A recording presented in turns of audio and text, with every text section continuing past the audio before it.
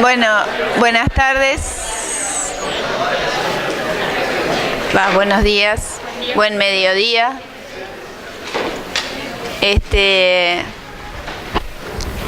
No sé si esto es para... No sé para qué me pusieron esto, pero bueno, que hagan de cuenta que no lo tengo. Me siento totalmente extraña y atada porque tengo cable por todos lados, así que espero no tirar nada ni romper nada de todo esto.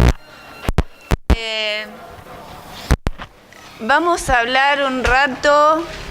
Ustedes han venido tratando distintos temas en los teóricos, en la cursada, y ahora nos vamos a adentrar un poquito en la cantidad de agua que tenemos en el organismo, en los compartimentos, cómo se divide el agua dentro del organismo, cómo se regula.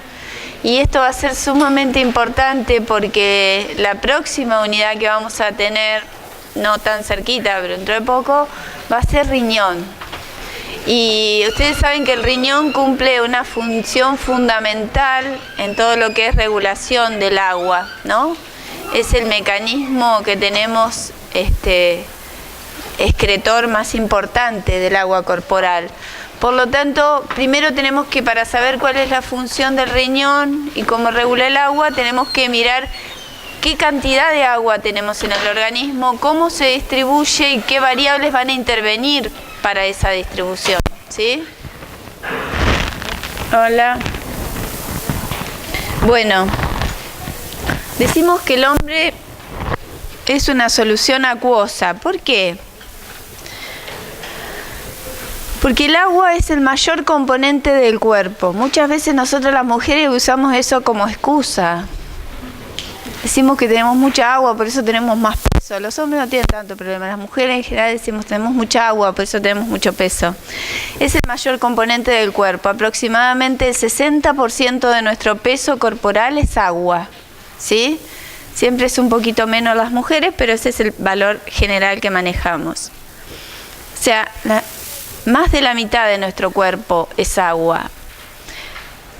Se dice que podemos sobrevivir varios días sin comer, ¿sí? Pero no podemos sobrevivir muchos días sin ingerir líquidos, sin ingerir agua, ¿sí? Es el medio más importante para disolver todo lo que incorporemos al organismo, porque piensen que cuando ustedes vieron sangre, ¿sí? Gran parte del plasma, el 99% del plasma está formado por agua, ¿sí? Por eso es el disolvente universal. Obviamente, como decíamos al inicio, para que estos niveles de agua se mantengan dentro de los límites normales, tiene que haber un buen balance entre lo que ingresa y lo que egresa de agua al organismo. Y en esto entonces volvemos a hacer hincapié, el efector final o el órgano encargado principalmente de excretar el agua que ingerimos a diario es el riñón, ¿sí? Por eso es que se requiere un correcto funcionamiento del riñón, de los riñones, ¿sí? Y cuando estos órganos no funcionan correctamente, entramos en problemas y ustedes habrán escuchado por ahí, cuando los riñones se hacen insuficientes por diversas patologías, los pacientes tienen que someterse a un proceso que se denomina diálisis, ¿sí? Porque no están en condiciones de que otro órgano dentro del organismo pueda filtrar el agua y excretar el agua corporal. ¿Qué función tiene el agua dentro del cuerpo? Bueno, debido a los puentes de hidrógeno que tiene la molécula de agua, puede absorber gran cantidad de calor.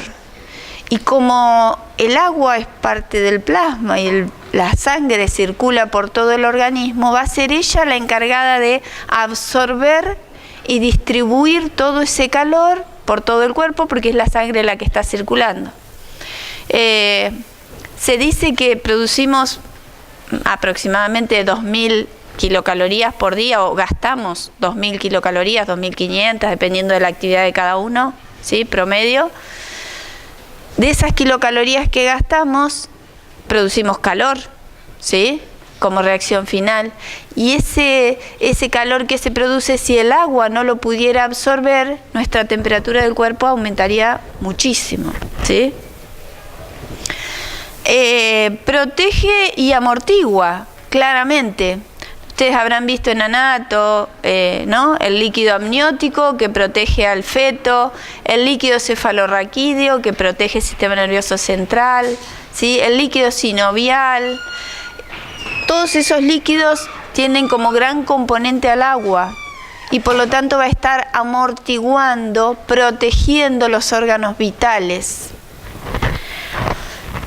Obviamente va a lubricar las articulaciones y va a permitir el transporte de solutos. La mayoría de las hormonas que producimos dentro del organismo, saben que son liberadas muchas al torrente sanguíneo para que circulen y lleguen por ahí y actúen en órganos alejados de su sitio de producción, eso que llamamos sistema endocrino o endocrino, y por lo tanto se van a transportar, puede ser unidas a proteínas o como tales a través del plasma, ¿sí? Por lo tanto, el agua, que es el mayor componente del plasma, va a permitir el transporte de estas sustancias.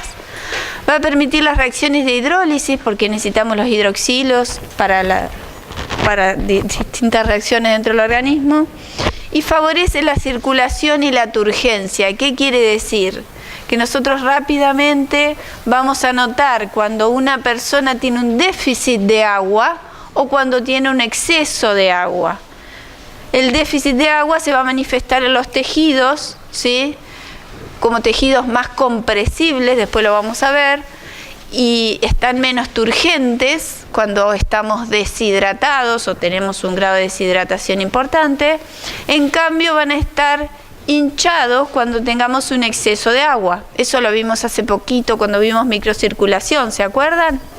¿Qué se forma cuando tenemos exceso de una agua? Bien. ¿Cómo es el porcentaje de agua que tenemos? ¿Es siempre igual a lo largo de toda la vida? ¿Todos tenemos el mismo porcentaje de agua en el cuerpo? Yo hablé al principio de que teníamos un 60% aproximadamente de nuestro peso era agua. No es igual a lo largo de la vida. Los bebés recién nacidos tienen un porcentaje mayor, ¿sí?, de agua corporal, que es alrededor de un 75, un 80%. Esto implica que los bebés recién nacidos, lo primero que hacemos es protegerlos de que no se deshidraten, porque tienen tanto porcentaje de agua que con poca pérdida, si tienen una diarrea o no los hidratamos correctamente, rápidamente se pueden deshidratar. Son, digamos, los dos extremos de la vida son los más vulnerables a los cambios de agua corporal, ¿sí? Los bebés, porque tienen muchísimo porcentaje de agua en su peso, y los ancianos, porque tienen menos porcentaje de agua. Los bebés porque no se pueden alimentar por sí solos. Si nosotros no los hidratamos, no le damos la leche, no les damos líquido, el bebé se puede deshidratar, se puede valer por sí mismo, y a veces algunos ancianos tampoco. Entonces, ancianos que están postrados o que no pueden ingerir agua por sí solos, si nosotros no tenemos un buen aporte de líquidos, les podemos llevar a la deshidratación. Y como les decía hoy al principio, siempre entre el hombre y la mujer hay una pequeña diferencia de porcentaje de agua, lamentablemente no es a favor de las mujeres.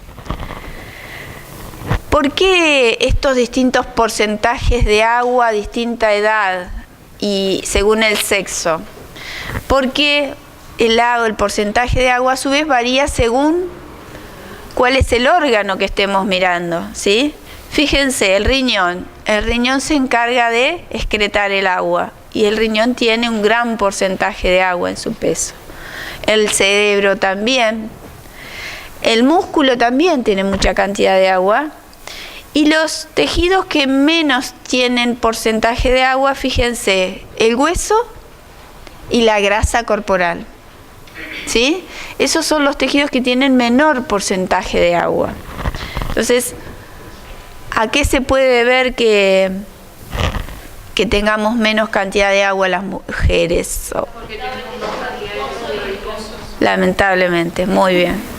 Bien, ¿vieron hoy que les decía lo de la turgencia de la piel cuando uno, no sé por qué sale acá, debería haber aparecido después, cuando uno mira la turgencia de la piel, ¿sí?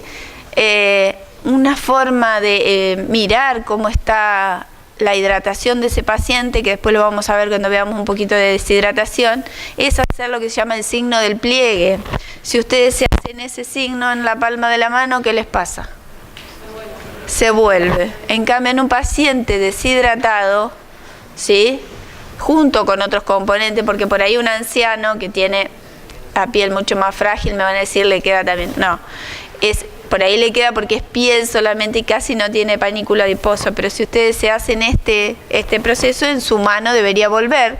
En cambio, en un paciente deshidratado van a ver que ese signo se mantiene, como lo ven ahí, ¿sí? ¿Alcanzan a ver? Bueno, les debo ahí. ¿Hay alguno deshidratado?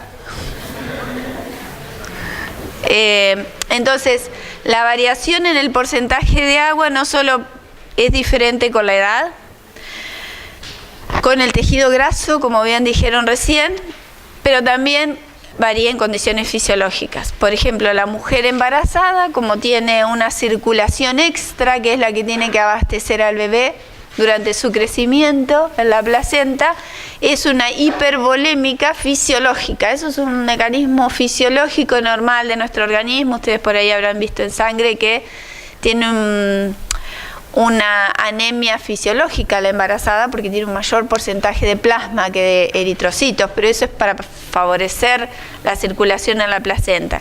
En cambio, en el caso del tejido graso, la relación con el agua es totalmente inversa. Las personas con mayor cantidad de tejido graso tienen menor proporción de agua, ¿sí? Yo no me enojo si llega a bajar algún mate, ¿eh? No sé, hay que salir acá, no tengo. Bueno, ¿cuánto necesitamos de agua? No depende del peso, la altura, nada. Perfecto. ¿Sí? Nosotros decimos promedio 2 litros aproximadamente para un adulto, pero probablemente la actividad que tenga yo no sea la misma que la de ustedes o la de algún deportista, ¿sí? No es lo mismo el requerimiento de agua que hacemos, de hecho, ustedes me lo pueden decir, no es la misma cantidad de agua que toman hoy con 6 grados, no sé cuánto, que en verano, que hay 30 grados, ¿sí? Entonces, varía mucho de acuerdo al peso, de acuerdo a la actividad física, de acuerdo a la temperatura ambiente que hay. Bien, allá se están hidratando muy bien. Entonces, aproximadamente es para que tengan una idea, nada más. Después lo van a volver a ver en clínica. Pero el recién nacido aproximadamente requiere 100 litros por kilo. Obviamente porque dijimos que su porcentaje de agua es mucho mayor. A medida que va creciendo ese bebé que es lactante, necesita un poquito menos, el preescolar a un cachito menos, ¿sí? Y decimos que el adulto requiere entre 2 y 3 litros por día, ¿sí? Aproximadamente. En general se dice 1500 mililitros por metro cuadrado por día o 1 mililitro por cada kilocaloría gastada, ¿sí? ¿Eso qué quiere decir? Que si nosotros tenemos mayor actividad física, vamos a necesitar mayor requerimiento de agua, ¿sí? Eso es una cosa muy general y varía, otra vez, ténganlo en cuenta. Yo tengo una duda. A ver. ¿Agua solamente fuente de agua, de tomo agua, o también cuenta la de la fruta, la de un té que me tomé a la mañana? Ahora vamos a ver. Porque los alimentos también tienen agua, incorporan agua, pero es muy poquito. Hay alimentos que tienen mayor cantidad de agua y hay alimentos que tienen menor cantidad de agua. Ustedes lo van a ver dentro de poco cuando vean metabolismo, ¿sí? Ahí vamos a ver, vamos a clasificar los alimentos y vamos a ver cuáles tienen mayor componente de agua. Pero la realidad es que la mayor cantidad de agua que se incorpora al organismo es como bebida, ¿sí? Es como bebida, como agua como tal, saborizada, no saborizada. Lo ideal sería tomar agua pura, ¿sí? Sin aditivos, sin azúcares. Yo tengo una hija que es nutricionista, así que imagínense, no hay que agregarle nada. Y muchas veces, ¿qué hacemos? A mí, los que me conocen saben que me gusta tomar mate, y a veces el mate uno dice, no, pero tomé todo el día mate. No es lo mismo. es lo mismo, ¿sí? No es lo mismo. Y este es un cuadro que no se ve muy bien. Perdón, ¿me lo pasás por ahí? Y por allá. No se ve muy bien, pero se los traje simplemente para que tengan en cuenta. Esto es, créanme, temperatura media. Y esto es acá, ¿no? En grados, porque acá está en Fahrenheit. Y acá es requerimientos diarios de agua. Obviamente hoy, supónganse que un trabajo de 2.800 kilocalorías, o sea, lo que llaman trabajo ligero, lo que podríamos tener nosotros por día. Fíjense que con 10 grados nosotros necesitamos 2,5 litros, 3 de agua.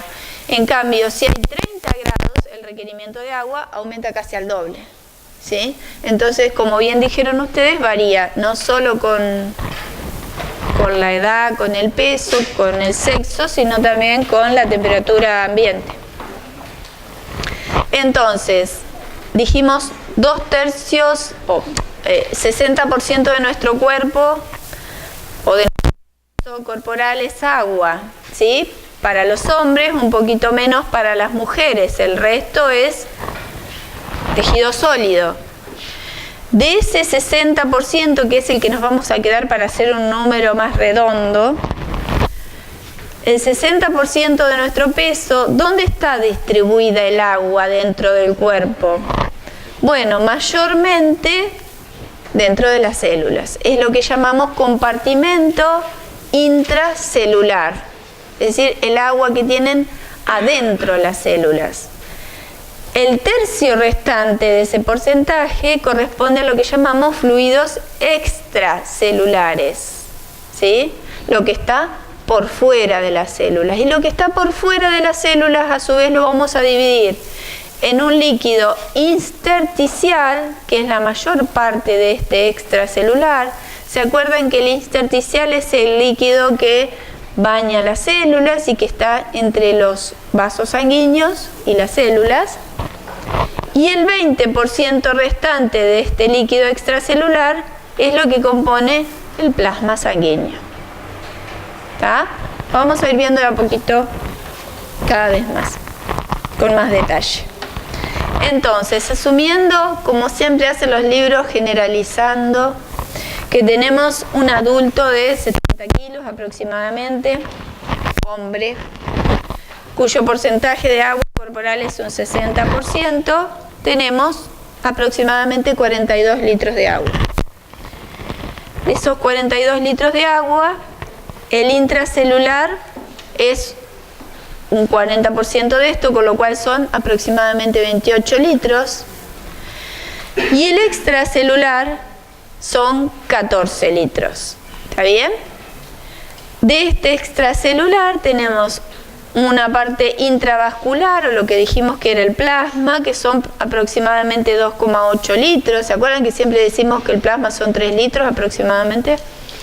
El intersticial es la proporción más abundante del extracelular, son 11,2 litros. Esto obviamente va a variar según qué libro lean y demás, pero son números aproximados como para que ustedes tengan una idea.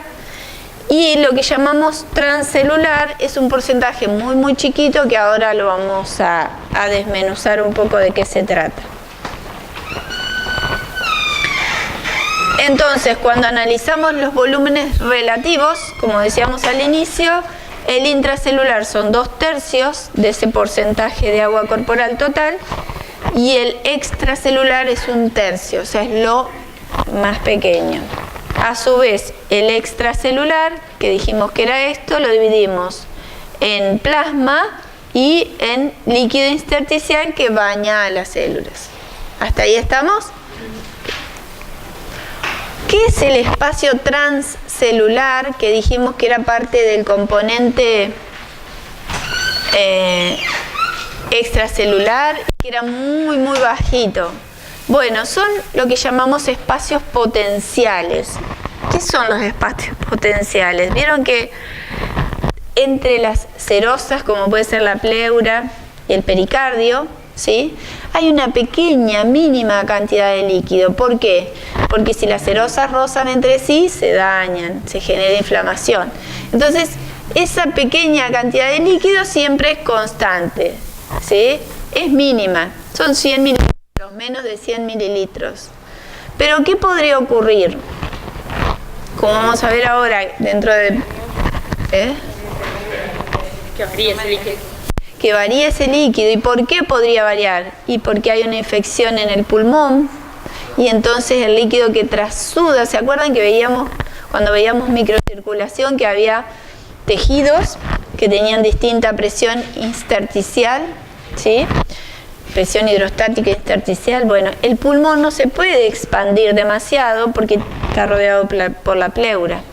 El corazón tampoco, porque está rodeado por el pericardio. Bueno, si estos tejidos por alguna razón sufren una inflamación o alguna enfermedad, el líquido que trasuda se puede acomodar entre estas serosas, ¿sí?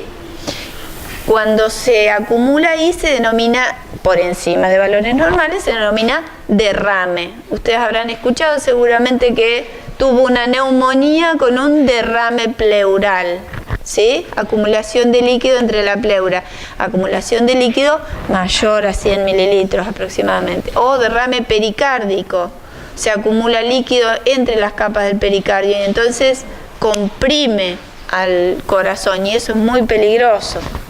Pregunta, en caso de un gran aumento de líquido, entonces ocurre una extravasación también en la que el líquido sale de manera... Si se acumula, el líquido se acumula entre las hojas, por ejemplo en el derrame pleural, y bueno, acá tenés el derrame pleural, mira, ¿ves? Si hay alguna, suponete una neumonía, es muy común, una neumonía en un paciente añoso, no tanto, depende de la patología, depende del patógeno que le haya dado origen, que se acumule líquido por efecto de la inflamación. ¿Se acuerdan que ahora ustedes están viendo inmunidad? Entonces, todas las células inflamatorias que confluyen al lugar para tratar de atacar al patógeno que invadió, generan inflamación, ¿sí? Así como lo veíamos como generan una inflamación en la piel o en cualquier otro tejido. Si ese líquido se acumula por encima de lo normal, ¿sí? Se puede evidenciar en una placa radiográfica, como lo vemos allá. Y se ve opaco, ¿sí? No se ve. Fíjense que cuando hay aire en los pulmones, se ve negro, porque el aire deja pasar los rayos X, ¿sí? En cambio, si hay líquido, como pasa en este caso del derrame pericárdico, fíjense que se ve opaco, blanco, porque los rayos X no pueden atravesar el líquido o le refractan los rayos X, entonces se ve opaco. Y eso es peligroso. ¿Qué hay que hacer? Drenarlo, ¿sí? Hay que punzar la pleura y drenar ese líquido, o el pericardio, ¿sí? Drenar. Pero son, otra vez, espacios potenciales, normalmente tienen muy poquita cantidad. El problema es que muchas veces son espacios en los que se puede acumular y por ahí son espacios difíciles de medir cuánto se acumuló ahí, pero sí se puede evidenciar ante una infección o una inflamación o una miocarditis. ¿Cómo hacemos para medir los distintos compartimentos acuosos que tenemos en el organismo? No es fácil. Podemos usar varios métodos. Lo que se usaba antes, que hoy casi no se usa, son los colorantes. Es decir, si yo quiero medir un espacio en particular en algún paciente que tenga una situación crítica y necesito saber qué volumen tiene ese espacio, antes se usaban los colorantes, que tienen, claramente son baratos, son de fácil ejecución, podemos inyectar, pero no tienen mucha precisión. En cambio, hoy en día, si uno quisiera medir un poco con mayor precisión los distintos espacios, podría usar métodos radiactivos.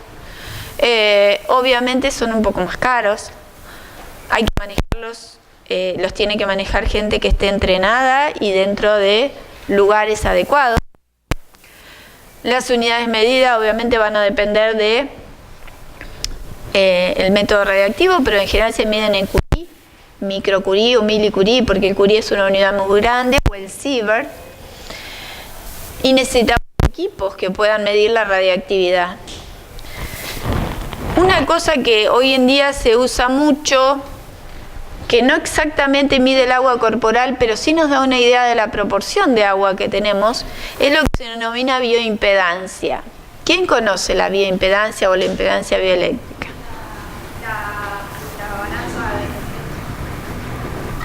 ¿Qué se hace esa balanza? ¿Qué haces en la balanza? Todo el porcentaje de grasa, de músculo, Claro. de huesos, Esa balancita, que probablemente más de uno que haya ido a una nutricionista la tenga, esa bioimpedancia lo que hace, como les dice ahí, es emite una pequeña corriente eléctrica, ¿sí? Que la idea es que circule por todo el organismo.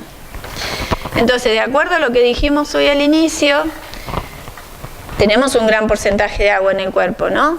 Entonces, esa pequeña corriente eléctrica que se emite luego se recoge por otro lugar, y lo que uno puede saber es cómo circuló esa corriente eléctrica dentro del organismo. Si hay más agua, va a circular rápido, y si tenemos más grasa, le va a costar más, porque la grasa no es buena conductora de la electricidad. Entonces, estas balancitas, como decía ella, que se usan, si bien nos dan una idea aproximada del tejido graso y del tejido muscular, ¿sí?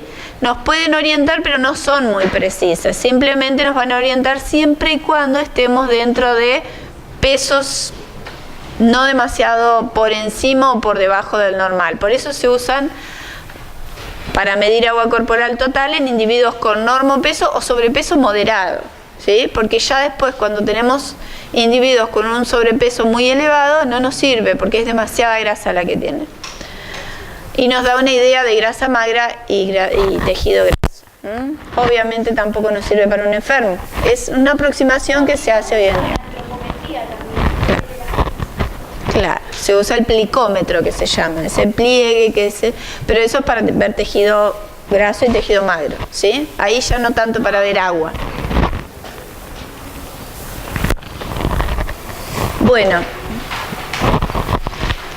¿cómo vamos a medir cada uno de los compartimentos? Dijimos, hay un compartimento plasmático y un compartimento intersticial. Esto corresponde al extracelular, y un compartimento intracelular. ¿Cómo hacemos para medir individualmente cada uno de ellos?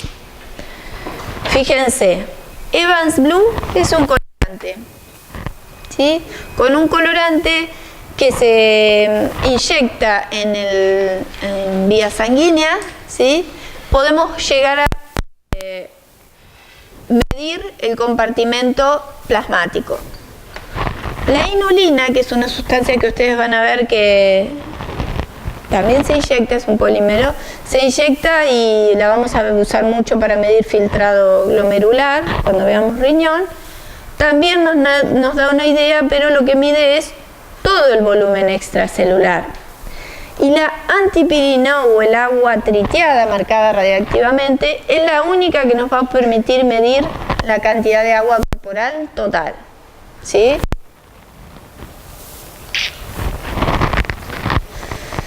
¿En qué se basan estos métodos de dilución de un indicador, por ejemplo? Bueno, la idea es esta. Nosotros, si incorporamos un indicador a un recipiente, en este caso, sabemos qué cantidad de indicador inyectamos y vemos en qué volumen se distribuye, calculando la concentración, ¿no? Claramente, para inyectar algo en el organismo tenemos que asegurarnos de que no sea tóxico, ¿sí? Y que lo podamos inyectar y que tenga estabilidad metabólica. ¿Por qué? Porque muchas de las cosas que vamos a necesitar, vamos a usar para medir los distintos compartimentos, rápidamente se empiezan a excretar por el riñón. Si nosotros lo inyectamos en el compartimento extracelular, rápidamente el riñón empieza a filtrar ese plasma y se puede eliminar. O lo puede tomar el hígado y metabolizarlo, ¿sí? Entonces, si rápidamente es metabolizado, no me sirve. Necesito algo que tenga cierta estabilidad y se distribuya uniformemente en el compartimento que quiero medir. Entonces, Para medir agua corporal total dijimos agua marcada con tritio, ¿sí? O agua deuterada, cualquiera de las dos son aguas marcadas radiactivamente. Para el extracelular, fíjense, ¿qué podemos usar? Sodio radioactivo, ¿sí? Porque el sodio es un ion que está en el compartimento extracelular, por fuera de la célula está muy concentrado. Inulina, que era lo que les comentaba hoy, que vamos a ver cuando veamos riñón, o yodo, marcado radioactivamente también. ¿Cómo medimos el compartimento intracelular, lo que llamamos el LIC? Y no hay forma. Tenemos que medir el agua corporal total y restarle el compartimento extracelular. ¿Cómo hacemos para medir el líquido intracelular? Imposible, hay que entrar a toda y cada una de las células, ¿no? Volumen plasmático, o sea, la cantidad de plasma. Podemos marcar la albúmina, que es una de las proteínas más abundantes, con yodo 125, que es radiactivo, ¿sí? Como sabemos, las proteínas no pueden atravesar las paredes de los vasos, con lo cual van a quedar confinadas al compartimento plasmático. También podemos usar el fibrinógeno, que ustedes lo vieron también hace poquito, marcado. Para medir volumen sanguíneo, por ejemplo, glóbulos rojos, los podemos marcar con cromo 51, ¿sí? Y para el líquido intersticial tenemos que hacer el mismo camino que hacíamos acá, una resta entre el volumen extracelular y el volumen plasmático, porque también es muy difícil de medir, ¿sí? Solito. Bueno, entonces nosotros sabemos que para medir la concentración en uno de los compartimentos tenemos que conocer qué cantidad de colorante o sustancia que estemos inyectando. Tenemos que conocer la concentración, la cantidad exacta, y tenemos que ver en qué volumen se va a distribuir, ¿sí? Para eso tenemos que saber qué concentración alcanza en ese compartimento. Y una de las cosas que se hace es, suponiendo que el indicador que vamos a inyectar vaya a plasma, por ejemplo, supóngase que ponemos albúmina marcada radiactivamente, lo primero que se hace es inyectarlo vía endovenosa, y lo que vamos a hacer es medir en este eje la concentración de lo que estamos inyectando, y acá en este eje lo que estamos haciendo es distintos tiempos a los cuales vamos a tomar una muestra, ¿sí?, de ese compartimento para medir cómo va cambiando la concentración del indicador. Claramente desde que lo inyecto, que es el tiempo A, hasta que comienza a aparecer, tarda, ¿sí?, en empezar a verse la concentración, y claramente va a ir aumentando su concentración, y yo puedo ir tomando distintas muestras a distintos tiempos, y de esa manera podemos hacer un cálculo aproximado de cómo se estaría distribuyendo en ese compartimento si fuera una distribución uniforme, y pensando que no tiene toda la recirculación o el metabolismo, porque pensemos que rápidamente estas sustancias las toma el hígado, las empieza a metabolizar o se empiezan a excretar por el riñón. Eso es inevitable, sobre todo en el extracelular. Stewart Hamilton, que ustedes lo habrán visto por ahí para volumen minuto, lo que hizo fue algo parecido, es decir, método para medir gasto cardíaco por dilución del indicador. Él inyectó un indicador en un compartimento, esperó que se distribuya por todo el torrente sanguíneo y después empezó a tomar muestras de ese indicador, ¿sí? Él fue el que estableció este método. Una forma de medir gasto cardíaco también, quizás lo vieron con la unidad de hemodinamia o de cardíaco, es este catéter que está en el trabajo práctico. ¿Lo vieron? ¿No? Bueno, este catéter se denomina catéter de Joan Gans, porque es el señor que lo escribió, y se usa para medir volumen sanguíneo, ¿sí?, que sería un parámetro a medir. ¿Cómo hace? Lo hace por termodilución. ¿Qué quiere decir? Esto es lo que se introduce dentro del paciente, ¿sí? Esa vía. Y fíjense que dentro de este catéter hay 5 vías más que quedan por fuera del paciente, obviamente, ¿no? Lo que entra en la vena del paciente es simplemente esto. Se hace llegar en general por una vena central. Y fíjense que el catéter se introduce por una vena y se hace llegar primero hasta la aurícula izquierda, ventrículo derecho, arteria pulmonar y camino hasta que el diámetro le permite enclavarse en algún vaso del pulmón, generalmente pequeño.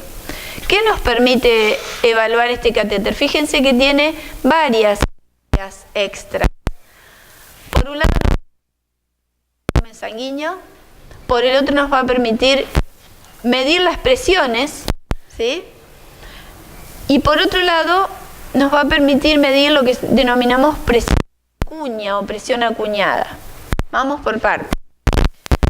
Uno de estas vías lo que hace es, el catéter tiene en su extremo un transductor, ¿sí? Ese transductor, a medida que va pasando por las distintas cavidades cardíacas, lo que hace es detectar presión, ¿sí? Y entonces nosotros tenemos el catéter que va, obviamente es radioopaco a los rayos, con lo cual el que maneja el catéter va viendo por dónde guía el catéter, ¿no? A medida que se va introduciendo en las distintas cavidades, nosotros vamos a ir viendo en la pantalla del monitor las presiones de cada una de las cavidades. Entonces, cuando entra en aurícula derecha, fíjense que la presión es muy bajita y varía muy poco. Cuando llega a ventrículo derecho, la presión sube un poco. ¿Se acuerdan que, bueno, todavía no lo vimos, pero es de aproximadamente 25, 26 milímetros de mercurio como máximo? El izquierdo, ¿no? Cuando pasamos a arteria pulmonar, fíjense que otra vez la presión oscila un poco menos, y cuando se enclava en lo que llamamos algún vaso pequeño del pulmón, la presión vuelve a ser bastante bajita. Una vez que se enclava, el diámetro del catéter no le permite seguir más, se infla este globito que le permite desde afuera, con alguna vía de estas, se introduce un poquito de aire a ese globito y se lo infla como si fuera un pequeño globito, y ahí se mide lo que se denomina presión en cuño o presión acuñada. ¿Qué es eso? La presión que vamos a medir ahí es muy similar a la que vamos a encontrar en la aurícula izquierda, a la cual no podemos llegar, ¿sí? Porque no nos da el diámetro para llegar hasta allá. Entonces, la idea es que esto permite medir presiones, en cavidades derechas, permite medir presión en la aurícula izquierda o estimar la presión en la aurícula izquierda, y por otro lado nos va a permitir medir volumen sanguíneo, que era para lo que originalmente lo traje acá, por termodilución. ¿Qué quiere decir? Que este catéter, un poquito antes de su terminación, tiene una pequeña fisura. Por ahí, por una de estas vías, le vamos a hacer llegar una pequeña cantidad de volumen a una temperatura fría. ¿Qué quiere decir? La sangre está a 37 grados. Le vamos a inyectar un pequeño volumen de solución fisiológica fría, o sea, de menor temperatura que 37. ¿Sí? ¿Para qué? Para ver en otro pedacito del catéter hay un termistor, que es un sensor de temperatura.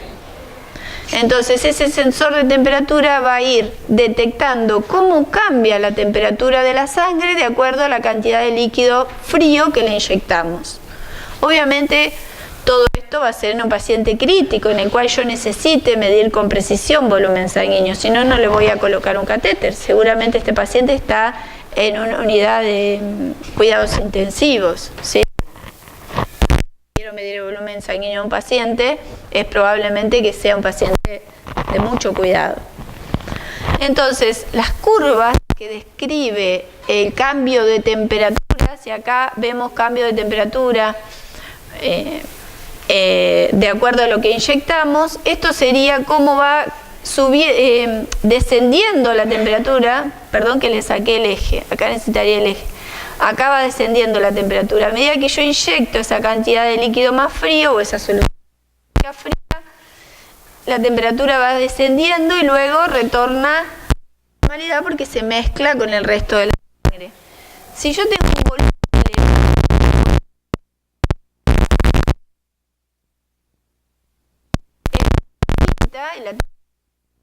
fíjense hasta dónde llega. En cambio, si yo tengo un volumen sanguíneo bajo, fíjense que abajo la curva es bastante diferente.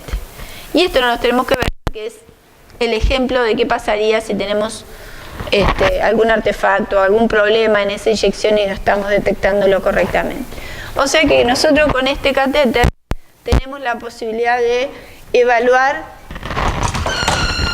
varias cosas diferentes. Por un lado, presiones en las distintas cavidades cardíacas. Por otro lado, podemos llegar a medir volumen minuto, ¿sí? Y denominamos presión en cuña, que es la presión que estimamos en la aurícula izquierda. Bueno, entonces, sí. ¿En la aurícula izquierda? Sí, presión en cuña es la que tomamos a nivel del capilar pulmonar y que suponemos que va a ser muy parecida a la aurícula izquierda. Entonces, hasta acá los distintos compartimentos. ¿Qué particularidad tienen estos compartimentos donde vimos distribuida el agua corporal? Fíjense, la concentración de electrolitos y proteínas en los distintos compartimentos, fíjense cómo está. Si vemos en miliequivalentes por litro, acá tenemos lo que llamábamos extracelular, plasma intersticial y el intracelular. ¿Esto lo vieron ya? El principio de electroneutralidad. ¿Qué quiere decir? Fíjense, la cantidad de cargas negativas o de aniones y de cationes es lo mismo para el intersticial. Estos dos son los componentes del extracelular y son muy parecidos, ¿sí? Y el intracelular, si bien tiene otro nivel de cationes y aniones, también se mantiene ese principio de electroneutralidad. A pesar de que tenemos distintos componentes, distintas proporciones o equivalentes de cationes y iones en uno y otro, en todo se mantiene esto de lo que se denomina principio de electroneutralidad. Es igual cantidad de cargas positivas y negativas en cada uno de los compartimentos. Y acá tenemos los números reales, ¿no?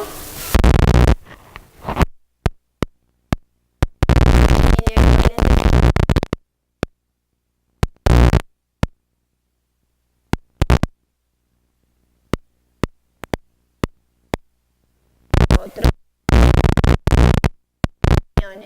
¿Sí? Sí. La cantidad es exactamente igual. El cuadrito que veíamos recién,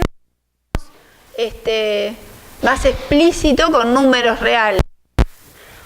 Lo mismo pasa para el intersticial con un valor en cambio era bastante mayor, porque sigue siendo igual cantidad de aniones y de cationes. ¿Cuál es la gran diferencia entre estos compartimentos? La cantidad de proteínas, ¿sí? El plasma y el intracelular tienen una cantidad de proteínas importante, ¿sí? Es importante para lo que van a ir a... ¿Ustedes ya tuvieron el teórico de pH? ¿Y vieron lo que es el anion gap? La brecha aniónica. Bueno, entonces es importante para tener en cuenta esa diferencia que hay de aniones, ¿sí? Y que se puede modificar frente a distintas patologías, como puede ser una diabetes o, ¿sí? Una metabólica. ¿Qué llama la atención? Primero que vimos que tenemos igual cantidad de cationes y aniones en cada uno de los compartimentos. Ahora, fíjense que a pesar de esto, sorprendentemente, la osmolaridad es igual. ¿Lo ven? En el intra Y en el extra, la osmolaridad es igual. ¿Sí? ¿Y por qué?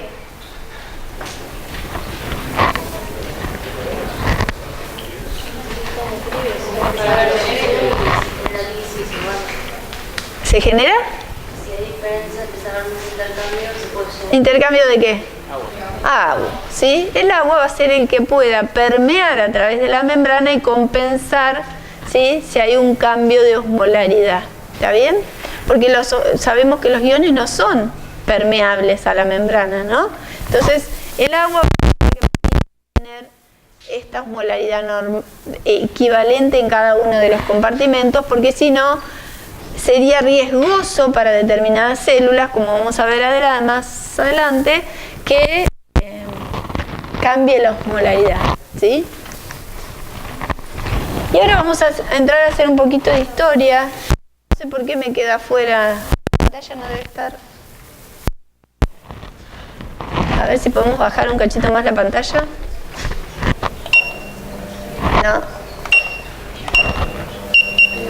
No. Es el cañón. Bueno, este señor, Claude Bernard, es el padre de la fisiología experimental. Así se denomina. Este francés, él dijo que lo que rodeaba al hombre no era el aire, no era la atmósfera. Lo que rodeaba al hombre era un medio. Las células podían tomar los nutrientes y eliminar los desechos en él. Él decía que para tener buena salud había que tener un líquido extracelular, después le denominamos líquido extracelular, estable. Y él denominó al líquido extracelular medio interno. ¿Sí? El medio interno de ahora en más para la clínica va a ser como el Padre Nuestro. ¿Sí? Porque lo tenemos que aprender a manejar correctamente. Si nosotros hacemos cambios o se generan cambios en el líquido extracelular, podemos generar graves problemas a las células que no tienen mecanismos para adaptarse a cambios del extracelular. El extracelular sí va a poner un montón de mecanismos en marcha para reacomodar o su osmolaridad o el agua que contiene, pero las células no han desarrollado mecanismos adaptativos y dependen de esto que es el mar que las baña. Un poquito más tarde, este señor Cannon acuñó el concepto de homeostasis. Y él decía que el medio extracelular tenía que ser estable, pero era cambiante a su vez. O sea, lo ideal era que fuera estable para bañar las células, pero no era... Estaba constantemente cambiando, estaba constantemente adaptándose para bañar a esas células correctamente, ¿sí? Que era lo que decíamos al inicio. Cannon fue en la Primera Guerra Mundial, lo llamaron para lo que eran los pacientes que entraban en shock, ¿sí? Se fue a Francia a trabajar, él trabajaba en Harvard, y lo llamaron a Francia para atender a los pacientes que llegaban en shock, ¿sí? Y él ahí trabajó con otros investigadores y aprendió un montón, y al poco tiempo editó un libro sobre su aprendizaje de estos pacientes con shock, y también empezó a disecar lo que era el plasma y hacer preparaciones de plasma para poder salvar a estos pacientes que llegaban en shock, a estos soldados que estaban en la guerra, ¿no? Así que tal es así que en la Segunda Guerra Mundial vuelve y lo mandan desde Estados Unidos como jefe del equipo para los soldados que entraban en shock. O sea, él hizo todo un aprendizaje de lo que era el plasma y el extracelular y la importancia que tenía para salvar los distintos tejidos, en este caso de los soldados y a nosotros de nuestros pacientes. Entonces, en la clínica vamos a llamar al extracelular medio interno. la homeostasis de ese líquido extracelular o medio interno, obviamente es fundamental porque de la presión que tenga ese extracelular es como se van a perfundir los tejidos, y dentro de ese extracelular el sodio es uno de los componentes fundamentales, como habrán visto ustedes, no solo para las células excitables, sino para mantener la osmolaridad. Entonces, ¿cómo se regula el líquido extracelular, que dijimos que es el único que tiene mecanismos? Hay dos sistemas separados, pero que trabajan en conjunto para mantener al extracelular en condiciones. El volumen del líquido extracelular lo vamos a ajustar a través del contenido de sodio, ¿sí? Y la osmolaridad del extracelular la vamos a ajustar a través del contenido de agua. Obviamente cada uno actúa por separado, tiene sensores diferentes y efectores, pero el más importante efector para regular tanto el sodio como el agua es el riñón. En caso del volumen extracelular, lo que vamos a hacer es regular la excreción urinaria de sodio, y en caso de regular la osmolaridad, lo que vamos a hacer es regular la excreción urinaria de agua.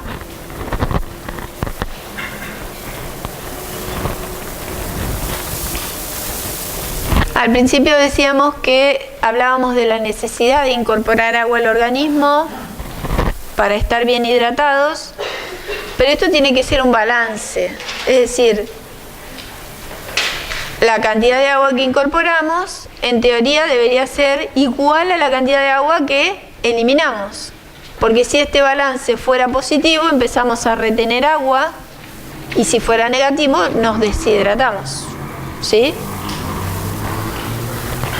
Y acá viene lo que ustedes preguntaban: ¿cómo incorporamos el agua al organismo? Bueno, la mayor parte del agua es a través de lo que tomamos o de lo que incorporamos con la comida, ¿sí? Aproximadamente, acá da un valor promedio, 2,2 litros. A estos 2,2 litros le tenemos que sumar 300 mililitros aproximadamente, que se producen cuando metabolizamos los alimentos dentro del cuerpo, ¿sí? Obviamente la cantidad de agua que se produce por metabolismo depende de lo que esté quemando. Si yo como más carbohidratos o menos carbohidratos, eso lo sabrán por bioquímica, ¿no? Si quemamos carbohidratos se produce medio mililitro de agua, si quemo proteínas un poquito menos, y si quemo lípidos un poco más, ¿sí? Ahora bien, fíjense que el ingreso de agua normalmente es con la comida y la bebida, y el egreso, la mayor parte, aproximadamente 1,5 litros, es por la orina, por lo que produce el riñón. Después eliminamos una pequeña cantidad, 100 mililitros, con las heces, y después eliminamos por la piel, ¿sí? Pérdidas insensibles se llama la piel, y por pulmones, porque con la respiración también eliminamos vapor de agua, con lo cual eliminamos una parte del agua. Entonces, el ingreso que se produce debería ser exactamente igual a lo que egresa, y ese balance ideal sería 0, ¿sí? Una cosa que hay que tener en cuenta es que cuando nosotros estamos metabolizando los alimentos, nuestro organismo produce un montón de secreciones, ¿sí? Que no las vamos a tener en cuenta para el balance de agua, porque normalmente se reabsorben. Es decir, fíjense, producimos con las glándulas salivales, con las glándulas gástricas, con el páncreas exócrino, con el hígado y con la cantidad de secreciones en el intestino, esos suman 7 a 8 litros diarios. Pero eso normalmente se reabsorbe, no se pierde, ¿sí? ¿Cuál sería el problema? Que si el... A ver. No le damos tiempo al intestino para que pueda reabsorber todo eso que se secretó. Por eso es el riesgo de las diarreas, ¿sí? Porque es un tránsito intestinal acelerado. Entonces, todo esto que secretamos para digerir un alimento, si tenemos un tránsito aumentado, el peristaltismo intestinal va a ayudar a que se expulse más rápido y por eso la diarrea tiene una consistencia más líquida y perdemos gran cantidad de líquido, ¿sí? No solo el adulto, sino el bebé.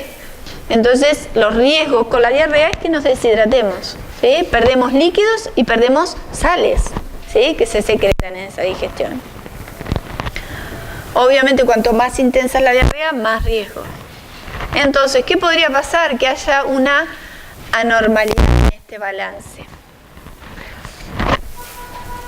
No me queda mucho. ¿Quieren que sigamos o quieren que paremos? Bueno, entonces, el agua. Volvemos a hacer el repaso. Dividida en un compartimento intracelular y un extracelular, ¿sí? Lo que ingresa al organismo debería ser lo mismo que egresa.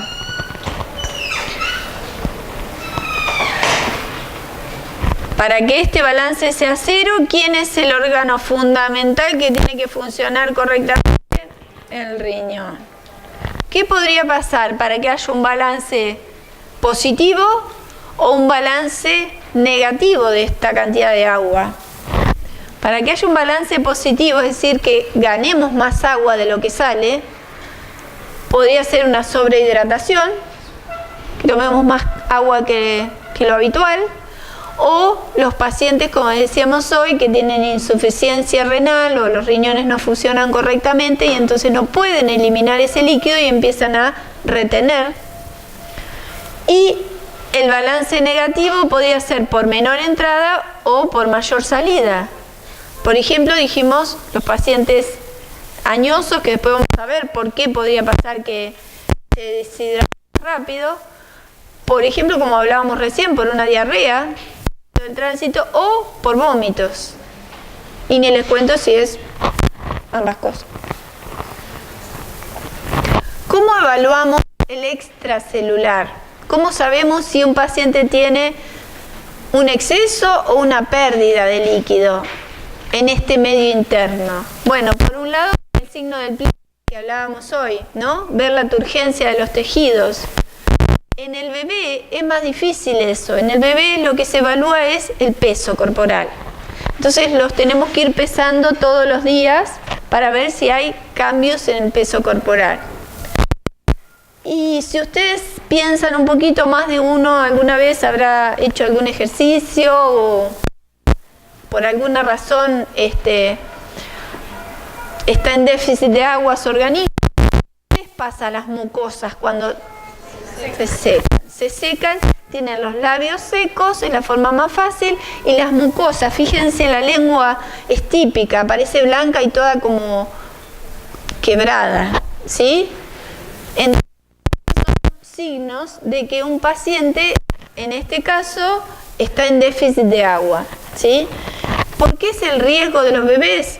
Porque ellos no se pueden valer por sí mismos. Cuando son pequeños, dependen de la hidratación que le da sus familiares, o en el caso de que esté internado, por cuánto líquido le estamos haciendo llegar. Y muchos de los problemas que tenemos hoy en la clínica es cómo manejamos la hidratación de los pacientes, es decir, cómo manejamos el líquido extracelular de ese paciente, porque la vía que le ponemos, ni bien llega al hospital o a la guardia o a lo que sea, todo ese líquido inicialmente va al extracelular.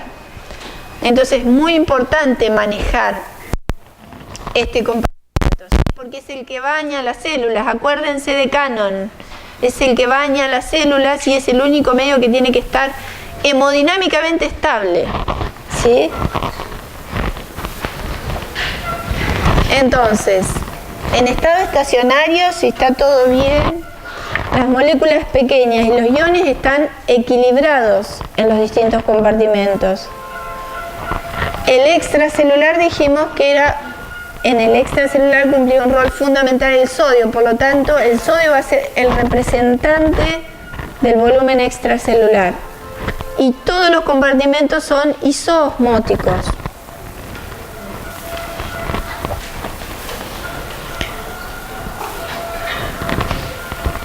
Bueno, si pudiéramos contar cada partícula disuelta en el agua de un compartimento, veríamos que todos tienen 300 miliosmoles, que era lo que decíamos que era normal. Y lo importante acá es que si nosotros manipulamos el fluido en un compartimento, vamos a tener efecto sobre el otro compartimento, ¿sí?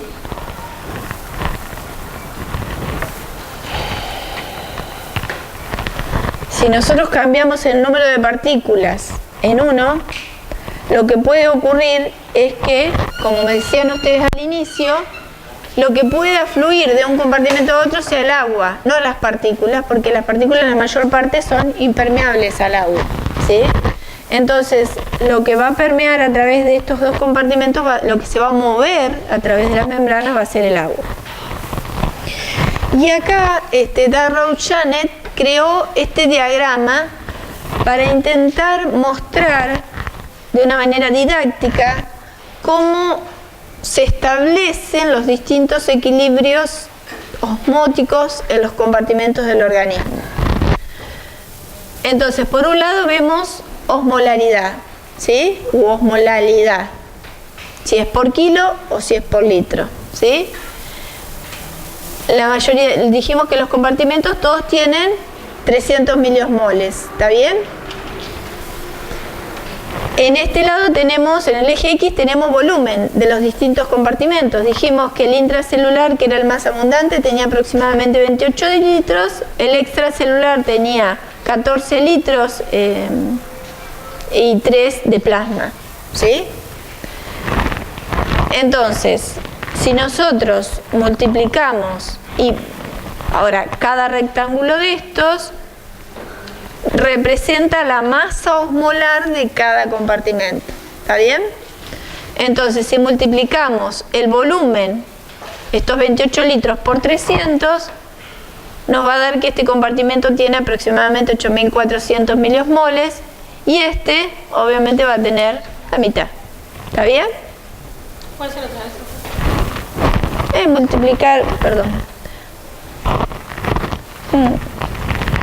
Multiplicar los 300 miliosmoles por el volumen del compartimento. Asumiendo que los dos están en estado estacionario. O sea, tenemos un total de 2.600 miliosmoles en el organismo, ¿sí? ¿Qué puede ocurrir si ocurre o si un paciente aparece con una deshidratación? Vamos a ver qué es lo que pasa con estos compartimentos cuando alguien se deshidrata, ¿sí? ¿Cuáles son los probables grupos de riesgo de deshidratarse? Bueno, los que vimos al inicio. Los ancianos, por varias razones. Primero, porque pierden la sensibilidad del mecanismo de la sed. Seguramente más de uno de ustedes tiene algún abuelo que le tiene que decir: abuela, ¿tomaste agua hoy? Decir: no tengo sed. No tienen sed, pierden la regulación del mecanismo de la sed. Entonces, a los ancianos hay que hidratarlos, ¿sí? También pierden el control de el mecanismo sensor de la temperatura corporal, tampoco funciona muy bien. Entonces, a veces ni siquiera hacen fiebre y tienen una infección o tienen un problema renal, no manifiestan fiebre, se deshidratan rápidamente. El otro grupo de riesgo son los chicos, ¿sí? Por el gran porcentaje de agua. Las embarazadas, porque dijimos que eran hipervolémicas fisiológicas. Y los atletas. O ustedes que son atletas. ¿Cómo se manifiesta una deshidratación? Y nosotros decíamos hoy las mucosas secas, la tonicidad de la piel, pero a veces no es la única manifestación. Cuando un paciente está deshidratado aparece dolor de cabeza, mucosa seca, constipación. La forma más fácil de combatir la constipación es tomar líquido. Fatiga, letargia, dolor muscular, aceleración del corazón, o sea, son formas en las que se va a manifestar una deshidratación. Fíjense, acá lo hicimos muy gráfico, muy sencillo. Le ponemos una canilla a cada compartimento. Entonces, supónganse que vómitos, diarrea, fiebre excesiva, un paciente que tiene mucha temperatura y no se hidrata porque está confuso, pierde calor por sudoración, por la respiración y se puede deshidratar, sudoración excesiva por deporte al aire libre, etc. ¿Qué ocurre? Lo primero, ¿qué compartimentos pierde el líquido? Y el extracelular, ¿sí? Excesiva pérdida de agua desde el extracelular. ¿Qué va a pasar después? Aumenta la presión osmótica celular porque se concentran más las proteínas. Las células pierden agua, ¿sí? ¿Por qué?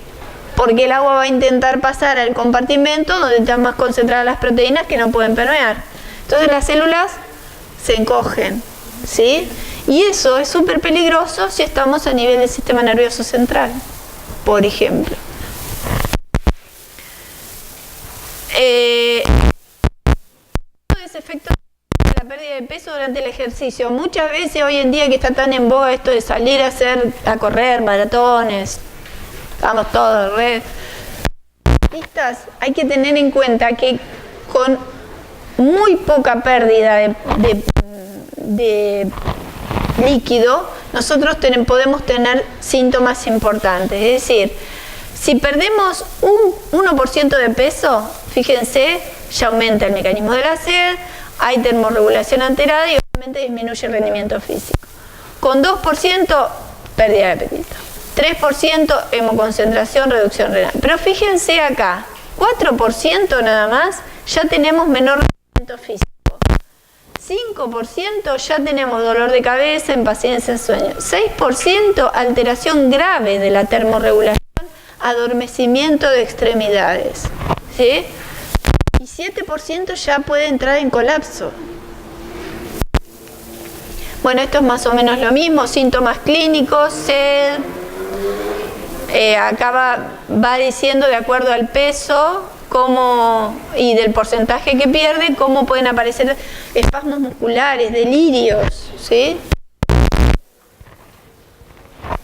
¿Qué es lo que hace el organismo? Qué feo que no se pueda ver el cuadro completo. ¿Qué es lo que ocurre cuando nos deshidratamos? ¿Qué es lo que pone en marcha el organismo para tratar de compensar esa deshidratación? Primero disminuye la secreción de saliva, ¿sí? Entonces, ¿cómo está la boca? Y garganta secas, ¿no? Obviamente si perdemos agua, porque las proteínas no se pueden escapar, ¿qué va a pasar con la osmolaridad? Aumenta, ¿sí?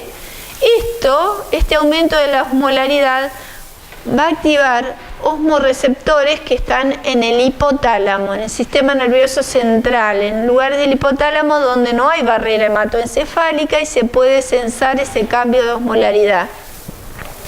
A su vez va a disminuir el volumen sanguíneo circulante porque perdimos agua, el extracelular. Disminuye la presión arterial. Incrementa el sistema renina, angiotensina, aldosterona que estuvimos viendo hace poquito, que ahora lo vamos a volver a ver cuando veamos riñón. Incrementa la formación de angiotensina 2 y todos estos mecanismos lo que van a hacer es estimular el centro de la sed en el hipotálamo. ¿Para qué? Voy a tomar agua, es lo primero que queremos hacer, ¿sí? Esto aumenta el agua corporal y entonces restablecemos esa deshidratación. No es lo mismo una deshidratación por exceso de calor ambiental que una deshidratación por correr una maratón y no hidratarse con agua y sales, ¿sí? Porque a veces necesitamos reponer sales, no solo agua. Esto lo vamos a volver a ver cuando después ustedes vean riñón, porque son sistemas complejos que necesitamos ver las distintas hormonas, cómo regulan todo. Supónganse una persona, como les decía recién, que corre una maratón a temperatura ambiente sin ser demasiado, pero repone solo agua en vez de agua y sales. Se llama hidratación hipotónica.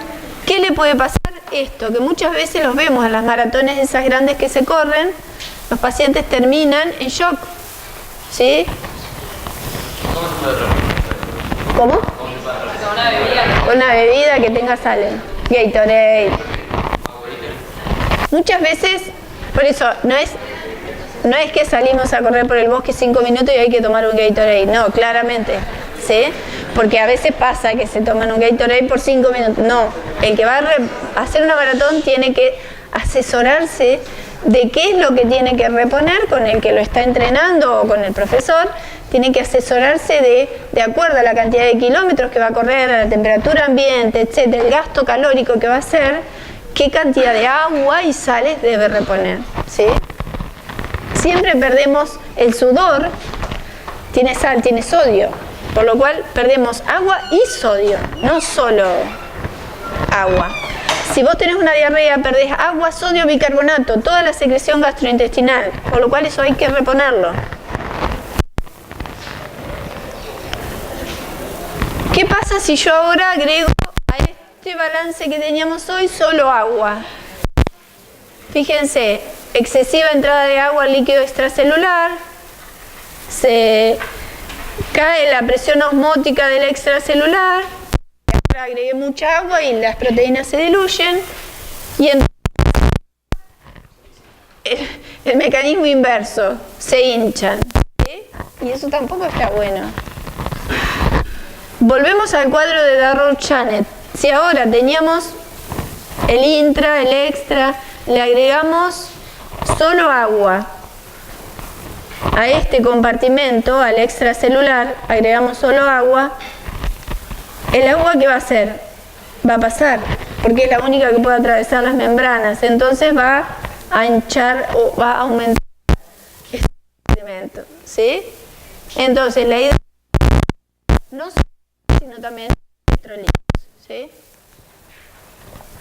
Entonces, siempre tengan en cuenta esto, ¿sí? Esta es la región de normalidad, de volumen y de osmolaridad.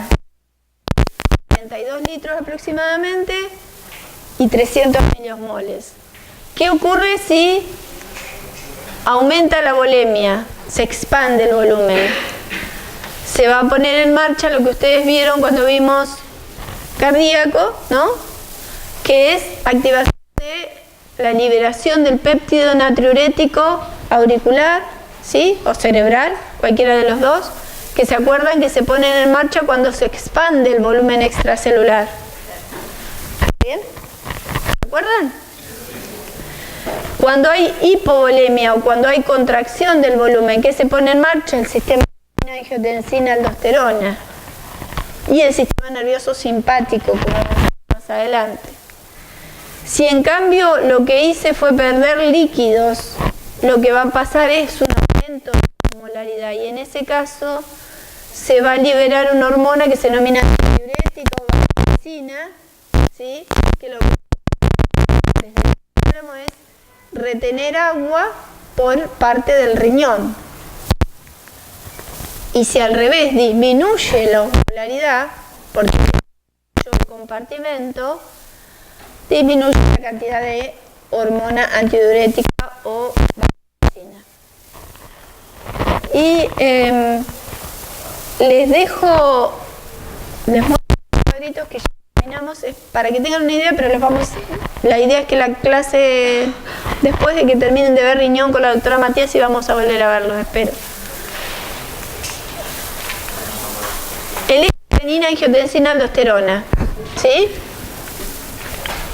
¿Se acuerdan? El riñón produce angiotensinógeno, el angiotensinógeno se convierte por la renina en angiotensina 1. La angiotensina 1 antes decíamos que era solo en el pulmón, ahora sabemos que casi todos los tejidos tienen enzima convertidora de angiotensina, se convierte en angiotensina 2. La angiotensina 2, ¿qué hace? Va a la médula adrenal para liberar aldosterona y en el hipotálamo activa el mecanismo de la sed y la hormona vasopresina o antidiurética. Todo esto se pone en marcha, ¿por qué? Porque disminuyó el volumen circulante, que lo van a detectar los riñones, y pusieron en marcha todo este mecanismo, ¿sí? Una vez que se libera aldosterona y que se libera angiotensina, lo que ocurre a nivel renal es disminuir la cantidad de agua que se excreta y disminuir la cantidad de sodio que se excreta, ¿sí? Eso lo van a ver ahora con mucho más detalle.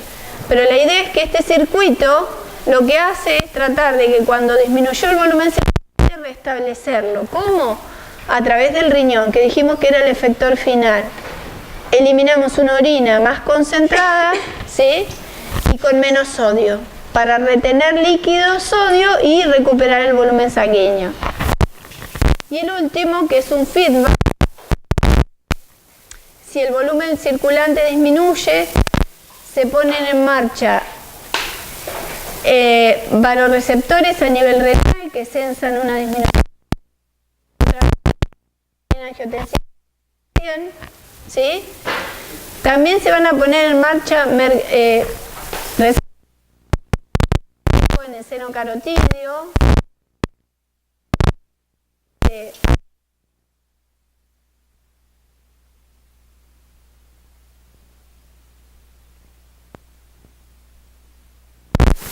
y a través de la aurícula liberar los péptidos natriuréticos que vimos antes. Todos estos mecanismos en conjunto lo que hacen es disminuir la excreción de sodio y finalmente recuperar el volumen circulante efectivo, ¿sí?